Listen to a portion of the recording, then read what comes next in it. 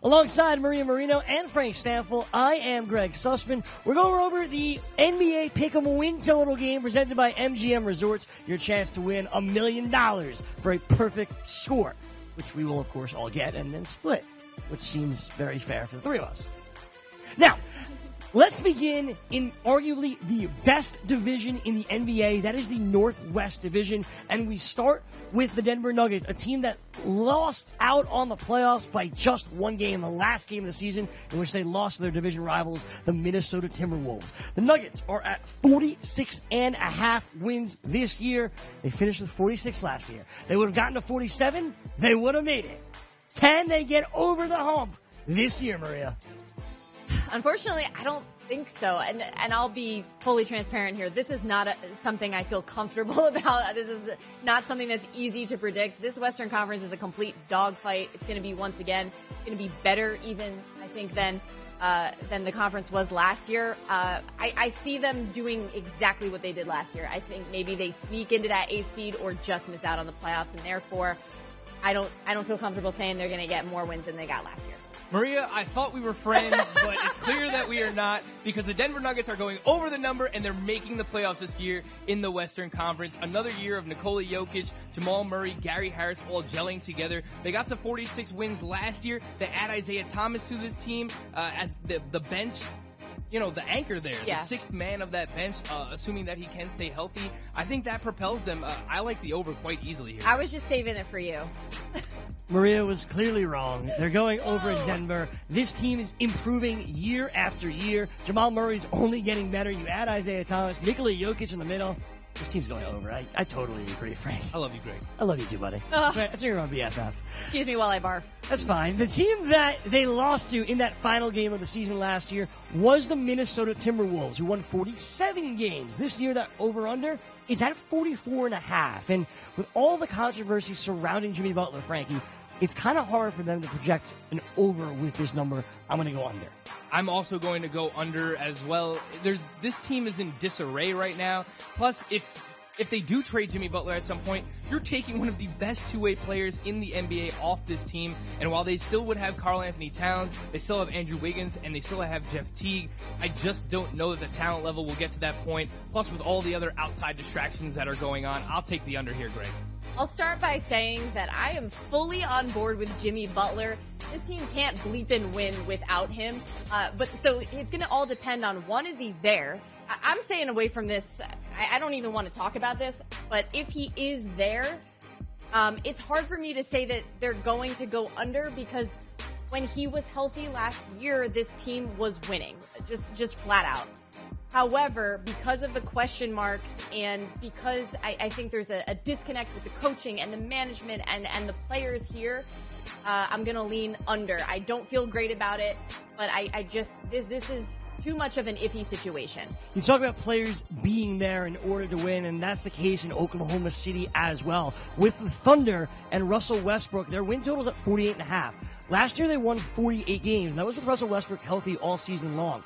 Now he's questionable to start the season as he comes back from another knee injury. You hope that it's not going to be something that keeps him out for a while or is recurring. But at 48.5 wins, they have to have more than they did last year, and that scares me. I go under with the Thunder and 48.5, Maria.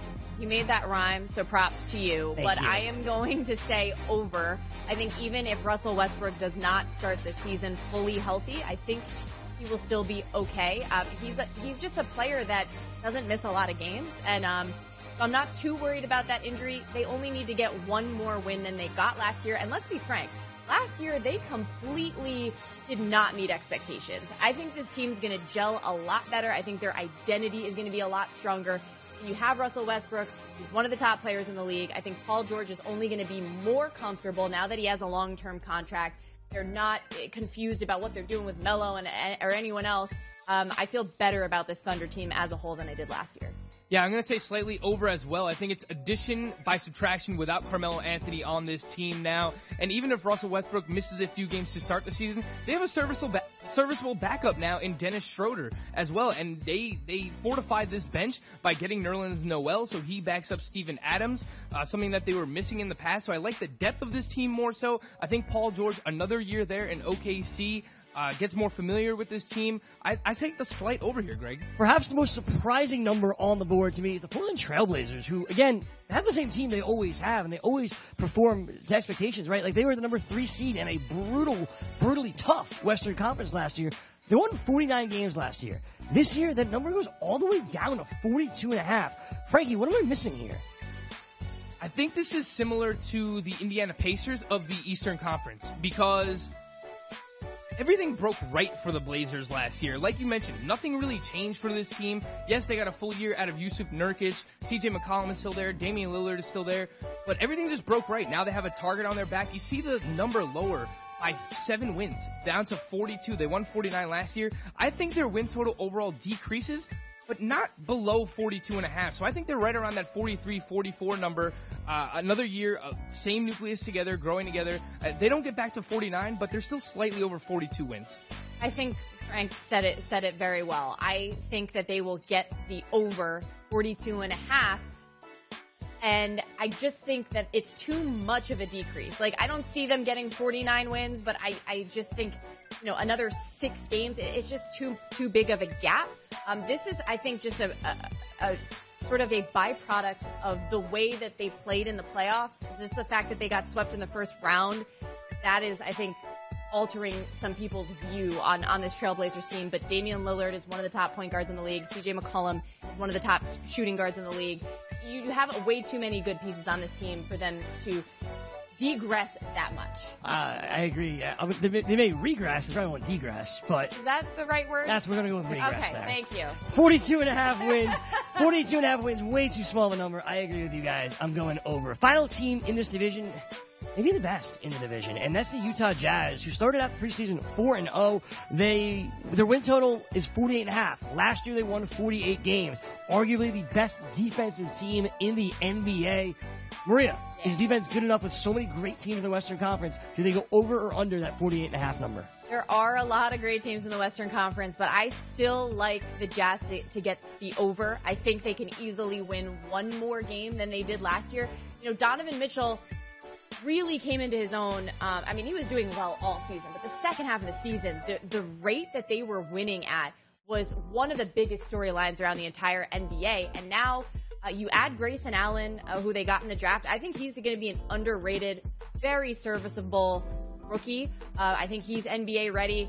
I'm all in on the Jazz. This is a team that I'm really, really looking forward to watching, and I think they get one more win. Think about this. They got to 48 wins last year with Donovan Mitchell as a rookie and Rudy Gobert missing a large portion of the season. So now you get one of the best defensive players back for hopefully the entirety of this season and another year for Donovan Mitchell. You saw what he did in the playoffs. Maria mentioned the second half. It wasn't just the second half. Also in that postseason, he put the team on his back. Ricky Rubio improved his shooting, his field goal percentage last year. Joe Ingles, one of the more underrated 3-and-D players in the league. I like them to go over this number as well, Maria. I completely agree with both of you. I think they're too good not to go over this number. Frank said it best. Donovan Mitchell in year 2 and Rudy Gobert healthy for the whole year. Great division there, and I think it's really, really tough to predict, but we're confident that we all got 100 even though we didn't pick the same pick. So we'll see how that works out. For Maria Marino and Frank Stampfl, I'm Gregg Sussman. Thank you so much for watching.